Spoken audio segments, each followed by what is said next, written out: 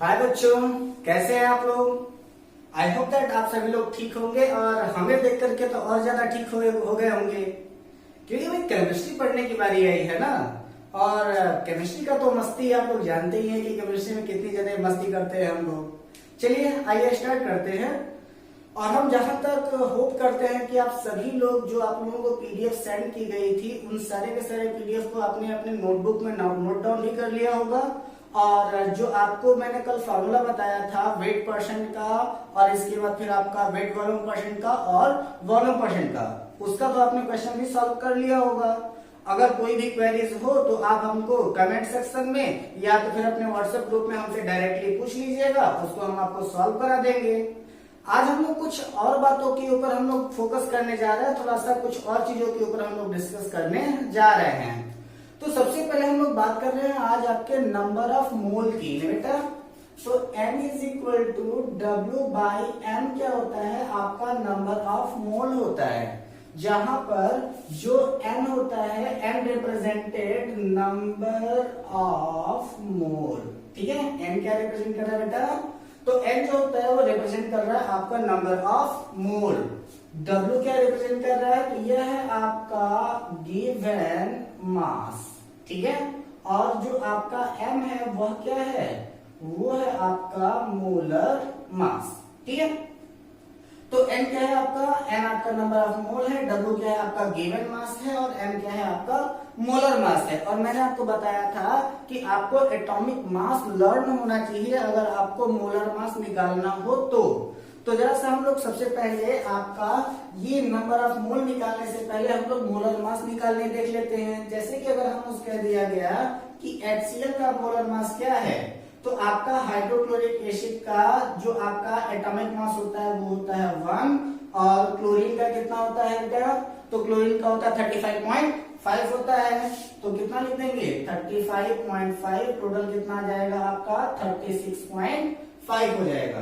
ठीक है, यानी कि जो भी आपके मॉलिक्यूल्स में जितने भी नंबर ऑफ एटम प्रेजेंट होंगे उन सभी नंबर ऑफ एटम्स के एटॉमिक मास का जो एडिशन होता है वही आपका क्या होता है, मोलर मास होता है। जैसे बेटा अगर आपको निकालना हो NaCl का, तो वह कितना आ जाएगा बेटा, तो Na का कितना होता है, तो Na का होता है आपका 23, और Cl का कितना है आपका 35.5, ऐड कर देंगे तो कितना आ जाएगा 0.5, 5 3 8 और 3 2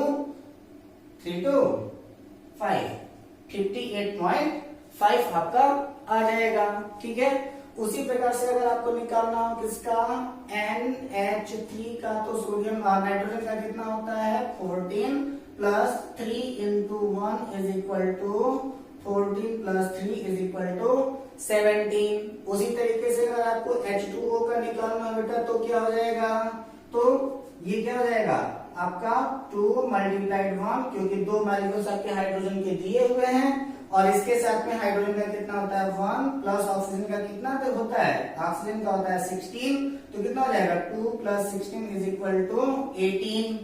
ठीक है, अब इसके बाद हम लोग करते क्या है, ये आपका होता है क्या C6H12O6, इसका कितना होता है 180 कैसे, चलो काउंट करते हैं। तो कैसे इसको निकालेंगे, तो हो जाएगा क्या आपका 6 multiplied by 12 plus 12 multiplied by 1 plus 6 multiplied by 16। ठीक है, तो इतना ये कितना हो जाएगा 72 प्लस 12 प्लस 96, टोटल काउंट करेंगे बेटा आ जाएगा आपका 180। काउंट करके आप लोग देख सकते हो।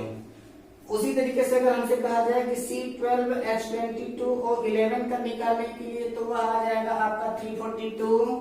ठीक है, जैसे ही आप लोग जैसे चाहो वैसे आप इसको कैलकुलेट कर सकते हो। ये शुगर है आपका। ठीक है, तो शुगर में क्या करते हैं आप लोग, अगर हम इसका डबल कर दे तो डबल करने पर क्या आ जाएगा, तो डबल करने पर आपका कितना आ जाता है, तो डबल करने पर आपका आ जाता है 360, जो आपका 180 है, 180 का डबल कितना आ जाता है आपका 360 आ जाएगा।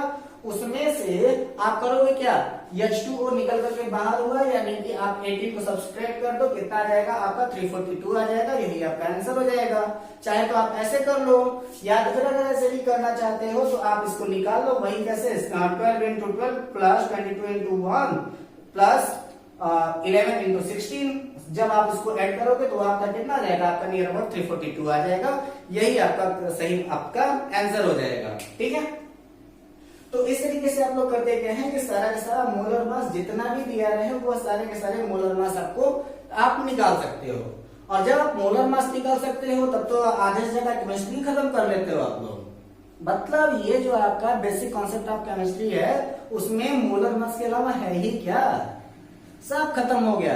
देखो जरा सा यार, सब के सब देखो अपने आप कहेगा कि भैया देखो हम ऐसे सॉल्व होंगे, है ना, बेचारे देखो सबके सब आसान होता जा रहा है। अब जैसे हमसे कह दिया गया कि what is the number of mole of 0.17 gram of NH3, question है आपका, ठीक है, कि 0.17 ग्राम NH3 का नंबर ऑफ मोल क्या होगा, what is the number of mole of 0.17 gram NH3, क्या पूछा है, इसका नंबर ऑफ मोल पूछा है।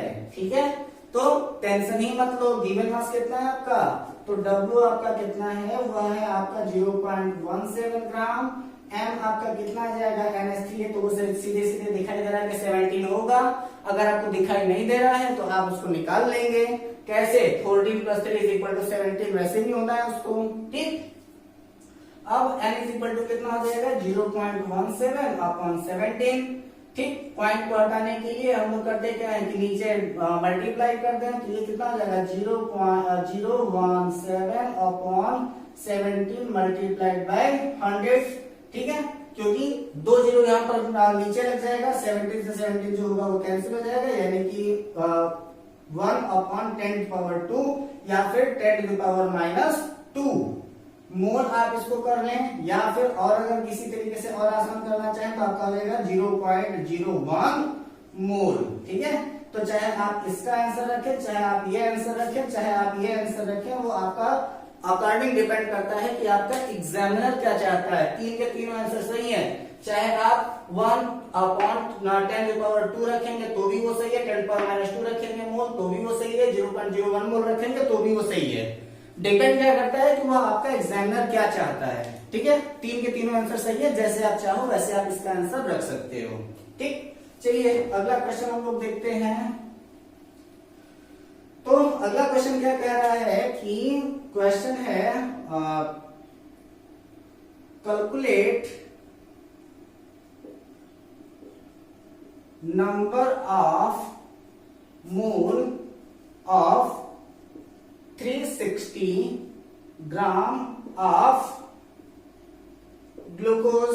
ठीक है, तो अब आपका पता क्या करना है कि आपके ग्लूकोज का फॉर्मूला क्या है बेटा। तो ग्लूकोज का फॉर्मूला क्या होता है, तो ग्लूकोज का फॉर्मूला होता है C6H12O6। ठीक है, ये सारे फॉर्मूले तो इजी हो, तो आपको ऐसे ही याद होने चाहिए। ठीक, तो ग्लूकोज है आपका, तो ये क्या कह रहा है कि N = W/M। N आपका जो आपका W है वो कितना दिया है, 360 दिया है, सीधे सीधे कुछ टेंशन ही नहीं लेने का, क्या हो जाएगा 360 अपॉन जो आपका ग्लूकोज होता है उसका नंबर ऑफ ये क्या कहते हैं एटॉमिक मास कितना आ जाता है, तो इसका जो मॉलिक्यूलर मास है वह कितना आ जाएगा, तो C6H12O6 का मॉलिक्यूलर मास मैंने अभी थोड़ी देर पहले निकाला था, आया कितना था 180 आया था। तो उसी 180 को यहाँ पर सीधे सीधे पुट आउट करेंगे, आ जाएगा कितना 2 मोल। ठीक है, ऐसे ही ना आएगा। चलो और क्वेश्चन देखते हैं हम लोग इसके बारे में, कुछ और थोड़ा सा और डिफिकल्ट चले क्या। ये तो ऐसे ही दिखाई दे रहा था तो उसको आसानी से हम लोग कर ले रहे थे, तो अब थोड़ा सा हम लोग डिफिकल्ट की ओर बढ़ते हैं। चलिए क्वेश्चन है आपका calculate weight of 2 mole HCl।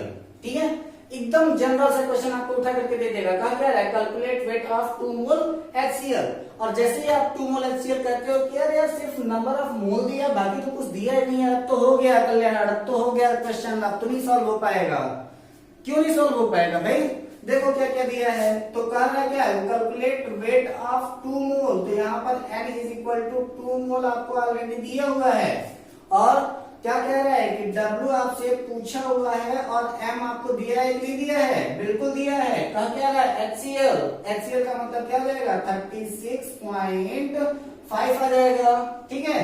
तो जैसे ही ये आपका 36.5 आया तो आप करोगे क्या, फिर से आप उसको पलट दो, पलटने में क्या आ जाएगा आपका कि n is equal to W by M, तो n की वैल्यू कितना दिया है, 2 is equal to W by M की वैल्यू कितना है 36.5, क्रॉस मल्टीप्लाई हो जाएगा तो क्या हो जाएगा 36.5 multiplied by 2 is equal to W, जो कैलकुलेट करने पर आएगा वही आपका आंसर आ जाएगा, ठीक है।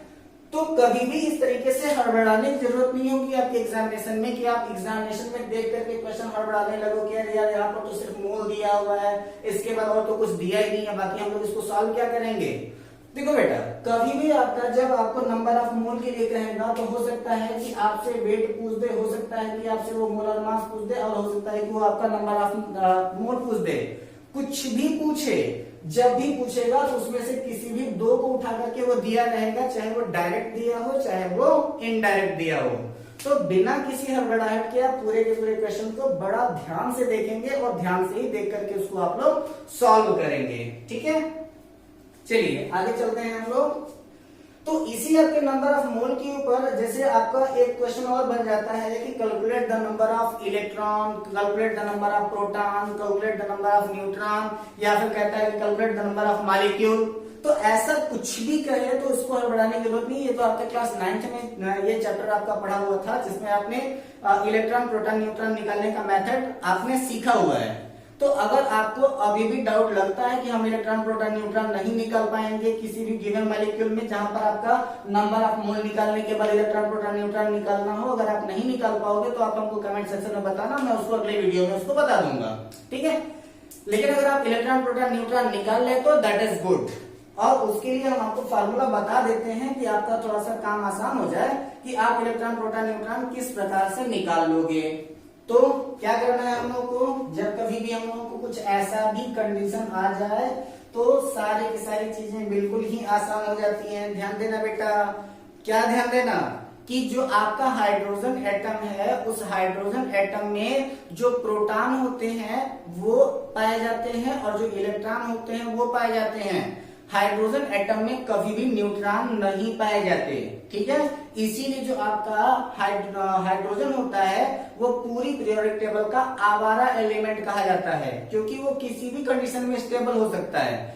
पॉजिटिव हुआ तब भी वो स्टेबल हो जाएगा, नेगेटिव हुआ तब भी वो स्टेबल हो जाएगा, ठीक है। तो वो किसी के भी साथ रिएक्ट कर सकता है, यानी कि किसी के साथ भी वो अटैच हो सकता है। तो जो आपका हाइड्रोजन है उसे पूरे पीरियोडिक टेबल का आवारा एलिमेंट के भी नाम से जाना जाता है, ठीक है। तो अब हम लोग देखते क्या है कि आपका नंबर ऑफ मोल तो आपको निकालने के लिए आ गया ना। तो अगर आपसे कह दिया जाए कि नंबर ऑफ मोल कैसे निकालेंगे, तो नंबर ऑफ मोल यानी कि n is equal to W by M होता है, ठीक है।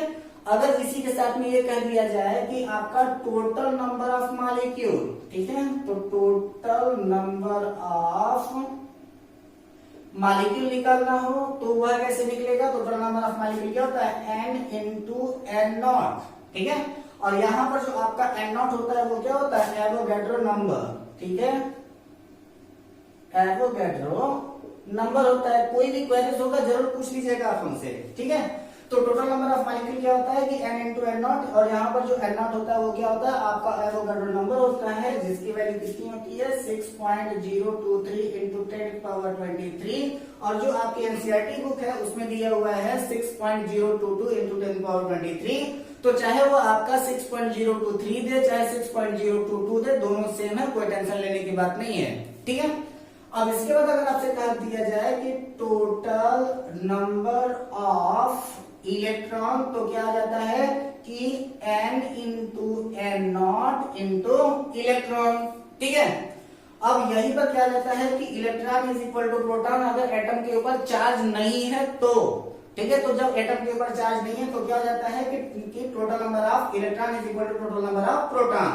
तो total number of electron is equal to total number of proton हो जाएगा ना। तो ऐसे इसके अकॉर्डिंग क्या हो जाता है कि चाहे इसी के according is equal to proton कर दो, चाहे आप यहाँ पर लिख दो कि total number of proton is equal to n into n not multiplied by proton. वैसे अगर आपको न्यूट्रॉन काउंट करना होगा तो आप क्या करोगे कि total number of neutron is equal to n into n not into neutron. ठीक है, इसी प्रकार से आप चाहो तो सारे के सारे कैलकुलेशन को काउंट कर सकते हो। जैसे कि एक क्वेश्चन अगर हम आप लोग यहाँ पर देखना ही चाहें तो एक क्वेश्चन देख ही लेते हैं, थोड़ा सा क्लियर हो जाएगा कि कैसे कैसे सारी सारी चीजें हो रही हैं। चलिए ये देखते हैं। फास्ट लिखा कीजिए, जब हम आपकी लेक्चर ले रहे हैं तो उसमें से मैक्सिमम तो आपको फॉर्मूले आपके पीडीएफ में मिल चुके हैं, और जो आपको नहीं मिल पाते हैं यहाँ पर मैं बताता हूँ, तो उसको आप अपने नोट में बिल्कुल फास्ट लिखा कीजिए, बिल्कुल क्विक, क्योंकि मैं यहाँ समझाता हूँ, समझाने के बाद मैं डायरेक्टली उसको मिटाता हूँ। ठीक है, तो मेरे साथ साथ अगर आप चलेंगे, और हो सकता है कि अगर आपको कोई भी चीज ना समझ में आए, थोड़ा सा वीडियो को बैक करके आप उसको फिर से उसको फॉरवर्ड कर देंगे तो आपको क्लियर हो जाएगा। ठीक है, और अगर फिर भी अगर आपको ना समझ में आए तो कमेंट सेक्शन में तो हम आपके पास है ही, आप डायरेक्टली हमसे अपने क्वेश्चन पूछ सकते हैं। जैसे बेटा अगर क्वेश्चन हमसे कर दिया जाए कि calculate number of electron, proton and neutron, total number of molecule of, ठीक है, ऑफ। इसके बाद हम लोग को क्या कर देना है कि कुछ और हम लोग बढ़ा देते हैं। क्या बढ़ा दे इसमें 17 टू 34 ग्राम ऑफ NH3। एक आसान से क्वेश्चन लेते हैं तो सारा सारा आराम से क्लियर हो जाएगा ना, कि इसी एक क्वेश्चन में हमने सब कुछ पूछ लिया है। हमसे कहा जा रहा है कि calculate number of electron, proton, neutron and total number of molecules of 34 gram of NH3। तो यहाँ पर हम सबसे पहले करेंगे क्या कि n is equal to W by m के अकॉर्डिंग यहाँ पर आपका क्या हो जाएगा, W by m, given mass कितना है 34, और आपका मोलर मास कितना आ जाएगा, तो वह आपका आ जाएगा कितना 17 इज इक्वल टू 2 मोल आ गया। NH3 के लिए बात की जा रही थी, तो आपका मॉलिक्यूलर वेट कितना आ जाएगा, तो मॉलिक्यूलर वेट कितना आ रहा है 14, क्योंकि 17 प्लस 3 इज इक्वल टू 14, और यहाँ पर 34 दिया हुआ है, तो यहाँ पर कितना आ जा रहा है 2 मोल आ गया। अब इस 2 मोल के अकॉर्डिंग अगर हम देखें तो total number of molecule is equal to कितना हो जाएगा n इंटू n नॉट। तो n का वैल्यू कितना दिया है 2, अब वेक्टर नंबर की वैल्यू कितनी होती है 6.023 इंटू 10⁻23, जितना आएगा उसको सॉल्व कर लेना, उसका आंसर हो जाएगा। ठीक है, इसके बाद फिर अगर आपसे कह दिया जाए कि टोटल नंबर ऑफ इलेक्ट्रॉन पूछना है, तो यहाँ पर क्या हो जाएगा total number of electron is equal to, तो यहाँ पर n इंटू n नॉट तो हर जगह यूज होना है, तो ये n into n not into electron. तो इलेक्ट्रॉन कितना है, नाइट्रोजन में 7 होता है, हाइड्रोजन में 1 होता है, 1 मल्टीप्लाइड बाय 3, क्योंकि 3 एटम है आपके हाइड्रोजन के, तो 3 और 7 कितने हो गए 10 हो गए। तो क्या हो जाएगा इलेक्ट्रॉन, तो यहाँ पर क्या हो जाएगा 2 इंटू 6.023 इंटू 10⁻23, ये मल्टीप्लाई करने के बाद उसमें 10 से मल्टीप्लाई कर देना, तो आपके टोटल नंबर ऑफ इलेक्ट्रॉन निकल आएंगे उस मॉलिक्यूल के। और साथ ही साथ इसमें यही जो होगा वह आपका टोटल नंबर ऑफ प्रोटॉन होगा, क्योंकि we know that E is equal to P, क्योंकि टोटल नंबर ऑफ इलेक्ट्रॉन जो होता है वही आपका टोटल नंबर ऑफ प्रोटॉन भी होता है। क्लियर है। अब यहाँ पर हम कहेंगे कि टोटल नंबर ऑफ न्यूट्रॉन, तो टोटल नंबर ऑफ न्यूट्रॉन हम लोग कैसे निकालेंगे, तो यहाँ पर हाइड्रोजन एटम में आपके न्यूट्रॉन होते नहीं है, बचा क्या आपका नाइट्रोजन। नाइट्रोजन में आपका न्यूट्रॉन निकालना हो तो इसको थोड़ा सा यहाँ देख लेना कि यहाँ पर आपका क्या हो जाता है कि A is equal to N plus P। तो यहाँ पर P का मतलब होता है आपका प्रोटॉन, या फिर यहाँ पर P हो सकता है, E हो सकता है, Z हो सकता है। तो जो आपका एटॉमिक मास होता है उसमें number of neutron plus electron, चाहे प्रोटॉन चाहे एटॉमिक नंबर कुछ भी हो सकता है। तो यहाँ पर हमको ए की वैल्यू नाइट्रोजन के लिए पता है कितनी 14, एन की वैल्यू हमको नहीं पता, इलेक्ट्रॉन की वैल्यू हमको पता है, इसमें नाइट्रोजन में 7 होता है, पलट देंगे कितना हो जाएगा 14 minus 7 is equal to N, तो 7 is equal to N. Number of neutron कितना आ गया हमारा यहाँ पे 7 आ गया, तो यहाँ पर नंबर ऑफ न्यूट्रॉन 7 हो गया, क्योंकि हाइड्रोजन में न्यूट्रॉन होते नहीं है, तो कितना हो जाएगा 2 इंटू 6.023 इंटू 10⁻23 मल्टीप्लाइड बाय 7। जितना ये वैल्यू आएगी मल्टीप्लाई करने के बाद उसमें 7 से मल्टीप्लाई कर देंगे तो वह आपका टोटल नंबर ऑफ न्यूट्रॉन भी निकल जाएगा। ठीक है, तो इस प्रकार से आप फार्मूले का इस्तेमाल करके total number of electron, total number of molecule, total number of proton and total number of neutron को आसानी से कैलकुलेट कर सकते हैं। कर लोगे ना? अगर नहीं कर पाओगे तो मुझे बताना, मैं तो हूं ही। चलो मिटाता हूं मैं इसको। अब इसके बाद होता क्या है कि इलेक्ट्रॉन, प्रोटॉन एंड न्यूट्रॉन को कैलकुलेट करने के बाद आपसे पूछा जाता है molarity, molarity and mole fraction. तो उसका फार्मूला मैं आपको बता देता हूं, क्वेश्चन अपने से करना, फिर कुछ क्वेश्चन हम आपको अगले वीडियो में करा देंगे। तो जैसे अगर हमसे कहना हो कि एक आपका क्वेश्चन पूछा जाता है ppm यानी कि पार्ट्स पर मिलियन, तो पार्ट्स पर मिलियन के लिए अलग अलग जगहों पर अलग अलग आपके फार्मूले दिए हुए हैं। तो उसके लिए मैं आपको बता देता हूं कि वेट हो चाहे वॉल्यूम हो, ठीक है, तो चाहे वेट के साथ लेना हो चाहे वॉल्यूम के साथ लेना हो, इसका जो होता है एब्सोल्यूट अपॉन, चाहे वेट दिया हो या फिर वॉल्यूम दिया हो, किसका, सॉल्यूशन का, और मल्टीप्लाइड बाय 10⁻⁶, क्योंकि 1 मिलियन मॉलिक्यूल्स के लिए ही यह आपका पीपीएम कैलकुलेट किया जाता है। पीपीएम का मतलब क्या होता है, पार्ट्स पर मिलियन, और पार्ट्स पर मिलियन को कैलकुलेट करने के लिए हम इसी फॉर्मूले का इस्तेमाल करेंगे। यहाँ पर ज्यादा कुछ जानने की जरूरत नहीं है, यहाँ पर आपका सोल्यूट और सॉल्यूशन होता ही है, सिर्फ और सिर्फ ये ध्यान देना वाली बात होती है कि इसमें कितने से मल्टीप्लाई करेंगे। तो हम लोग मल्टीप्लाई किससे करेंगे, तो हम लोग मल्टीप्लाई करेंगे 10⁻⁶ से मल्टीप्लाई हम लोग कर सकते हैं। ठीक है, चलिए अब हम लोग बात करनी है क्या, मोलरिटी की।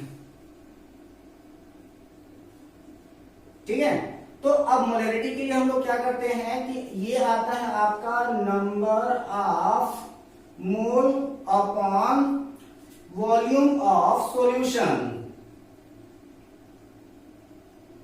Volume of solution.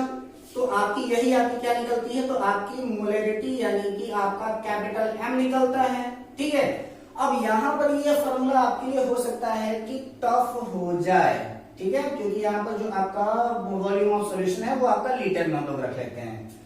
इस फॉर्मूले पर अगर आप क्वेश्चन सॉल्व करना स्टार्ट करोगे तो क्वेश्चन आपका क्या हो जाएगा, टफ हो जाएगा। तो हम लोग इसको क्वेश्चन को आसान बना देते हैं। क्या हो जाता है कि नंबर ऑफ मोल दिया हुआ तो n नंबर ऑफ मोल क्या हो जाता है कि n नंबर ऑफ मोल, यानी कि यहाँ पर पूछ रहा है n का मतलब होता है W/m, तो क्या हो जाएगा W/m into V in litre. ठीक, तो ऑब्लिक कर दो। अब यहाँ पर W/m है तो इसको क्या कर दो W/m into V in litre. और अगर मान लो कि ये जो वैल्यू आपकी जो लीटर में यहाँ पर दी गई है वह आपकी वैल्यू लीटर में ना दे करके अगर ml में दी गई हो तब क्या हो जाएगा, तब आपका capital M is equal to W/m into V in ml multiplied by 1000। ये आपका फॉर्मूला हो जाएगा। डायरेक्ट आप इसके ऊपर ml वाले क्वेश्चन लगा सकते हो। तो अगर ml का क्वेश्चन लगाना हो तो आप इसके ऊपर, जब आपका वॉल्यूम ml में दिया हो तो आप इसके ऊपर सेट करेंगे, और अगर आपका वॉल्यूम लीटर में दिया होगा तो आप इसके ऊपर क्वेश्चन को सेट कर देना। क्वेश्चन का आंसर बड़े आराम से आता चला जाएगा। ठीक, कुछ भी पूछे आप बड़े आराम से इसी क्वेश्चन के ऊपर आप बड़े आराम से पुट आउट करना, सारे सारे आंसर आपको मिल जाएंगे। चलो अगली बात करते हैं हम लोग। अगला है आपका क्या, मोलरिटी। तो मोलरिटी के लिए हम लोग क्या कर रहे थे कि मोलरिटी जो आपका डिपेंड कर रहा था वह आपके सॉल्यूशन के ऊपर डिपेंड कर रहा था, लेकिन जो आपकी मोलरिटी है वह डिपेंड करेगी किसके ऊपर, सॉल्वेंट के ऊपर। तो वही क्या हो जाता है कि number of mole upon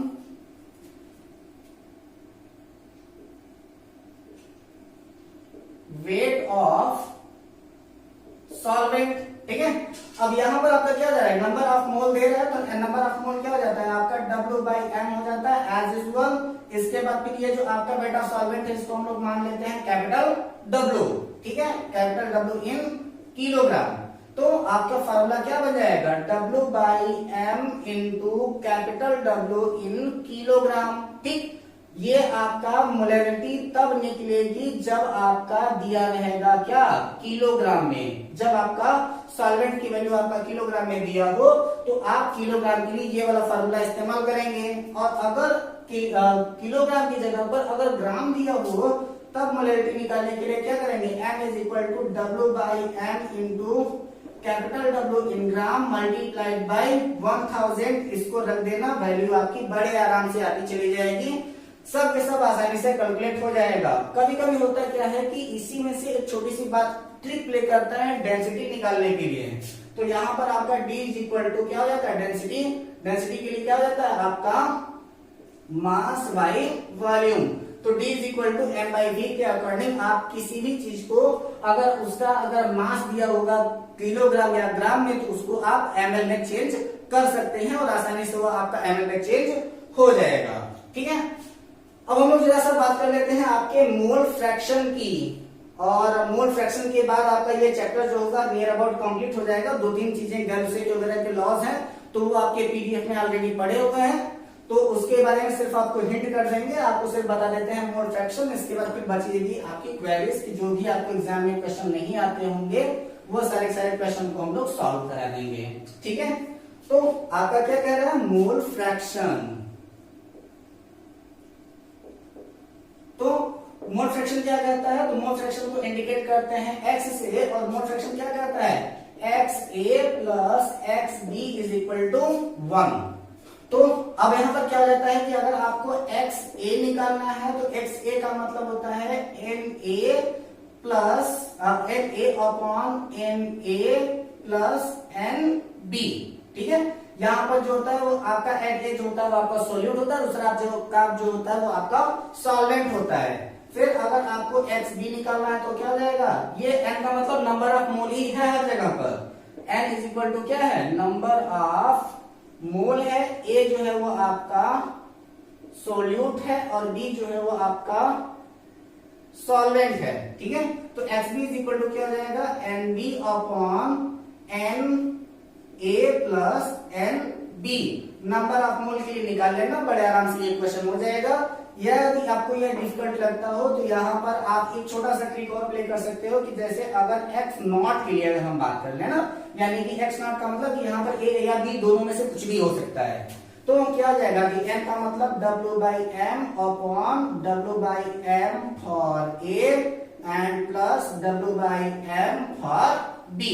solve कर लोगे आपके आंसर बड़े आराम से आते चले जाएंगे, यानी कि सारा आसानी से सॉल्व हो जाएगा। कुछ ऐसे क्वेश्चन हम लोग आप अगले क्लास में सिर्फ और सिर्फ इसी के कॉन्सेंट्रेट वैल्यूज के ऊपर ही हम क्वेश्चन करने वाले हैं। तो इस क्वेश्चन को बड़े आराम से आप लोग सॉल्व कर लीजिएगा। जो भी आपको क्वेरीज होगी आप हमको जरूर बता दीजिएगा, मैं उसको सॉल्व करा दूंगा। और हमको तो नई उम्मीद है कि इतने फार्मूले और इतने आसान फार्मूले बताने के बाद आपको कुछ क्वेरीज होनी चाहिए। अगर होती है तो आप हमको जरूर बताएंगे। एक छोटी सी बात आपको इसमें हम और बता दें, जिसमें आपको कभी कभी कंफ्यूजन हो जाती है जब आपके एग्जाम में ऐसे क्वेश्चन आ जाते हैं। जैसे कि अगर कभी पूछता क्या है कि calculate the molarity of M/10 solution, M/100 solution या फिर M/1000 सॉल्यूशन, और इसको देख करके आप लोग थोड़ा सा घबरा जाते हैं कि यार ये M/10, M/100 और M/1000 का मतलब क्या है, और वहां पर घबराहट के मारे आप लोग क्वेश्चन को छोड़ देते हो। बेटा अगर ऐसा कभी भी दिखाई दे ना तो इसका मतलब ये समझ लेना कि चाहे वो M लिखा हो, चाहे N लिखा हो, चाहे वो आपका स्मॉल m लिखा हो, ये आपका मोलैरिटी और नॉर्मेलिटी को ही इंडिकेट करता है। और अगर M/10 अगर ऐसा कुछ दिया है तो वह आपकी मोलैरिटी या फिर नॉर्मेलिटी दिया होगा। जैसे कि यह जो आपका m लिखा है तो मैंने मोलरिटी के बारे में बात किया है, यानी कि ये आपका m है ना, कैपिटल M, इसको समझिए। चलिए मैं इसको कैपिटल M ही बना देता हूं, कैपिटल M की ही बात कर रहे हैं, ठीक है, यानी कि मोलरिटी की ही बात कर रहे हैं। तो मोलरिटी के लिए अगर m/10 लिखा होगा तो इसका मतलब होता है ये आपका डेसीमोलर है, ठीक है बेटा। अगर ये m/100 लिखा हुआ है तो इसका मतलब है कि यह आपका सेंटीमोलर है, और अगर m/1000 है तो इसका मतलब है कि यह आपका मिलीमोलर है। ऐसी कंडीशन में जो आपका m/10 है इसकी वैल्यू जो हो जाएगी वो कितनी हो जाएगी, 0.1 मोलर हो जाएगी, ठीक है, मोलर हो जाएगी। जो सेंटी के लिए हो जाता है तो ये कितना हो जाएगा, 0.01 मोलर हो जाएगी, और मिली के लिए कितना हो जाएगा, तो 0.001 मोलर हो जाएगी, यानी कि इसकी मोलरिटी ऑलरेडी वहां पर दिया होगा जब आपसे m/10, m/100 और m/1000 करके क्वेश्चन पूछा हो तो, ठीक है। ये सारे क्वेश्चंस आप लोग अपने से करने का प्रयास करना। अगर कहीं से भी आपको कोई भी डाउट नजर आती है तो आप हमसे जरूर पूछ सकते हैं, और आई होप दैट कि मेरा एक्सप्लेनेशन आप लोगों को समझ में आया होगा, मजा भी आया होगा आप लोगों को केमिस्ट्री पढ़ने में। तो फिर अगर पसंद आया हो तो फिर लाइक करके हमें बता दीजिए कि आपको हमारी ये वीडियो पसंद आई है, और कमेंट सेक्शन तो आपके लिए हमेशा से ही खुले हैं। अपनी क्वेरीज और जो भी कुछ आप लोग हमसे कहना चाहें आप डायरेक्ट हमसे हमारे कमेंट सेक्शन में कह सकते हैं, और अगर चाहे तो आप हमारे चैनल को भी सब्सक्राइब कर लें ताकि हमारे हर एक वीडियो की नोटिफिकेशन जैसे ही अपलोड हो वो आपको मिलती रहे, ठीक है। तब तक के लिए थैंक यू। मिलते हैं अपने अगले वीडियो में कुछ नए इंटरेस्टिंग टॉपिक्स के साथ।